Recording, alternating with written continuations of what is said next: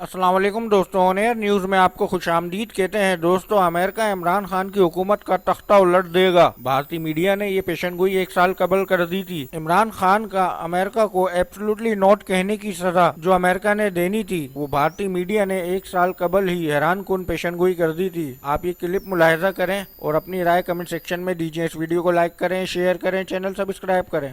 पाकिस्तान के वजीर आजम अमेरिका के पत्रकार को इंटरव्यू देकर फंस गए हैं। इंटरव्यू में इमरान ने बड़ी बड़ी बातें की हैं। अमेरिका को अड्डा देने से भी साफ मना कर दिया।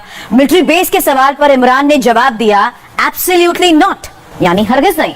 इमरान का जवाब पाकिस्तान में ट्रेंड कर रहा है। अब एक्सपर्ट्स इमरान को सलाह दे रहे हैं कि अमेरिका को नाराज करके पाकिस्तान में पीएम बने रहना मुश्किल। अब एक्सपर्ट्स इमरान को सलाह दे रहे हैं कि अमेरिका को नाराज करके पाकिस्तान में पीएम बने रहना मुश्किल।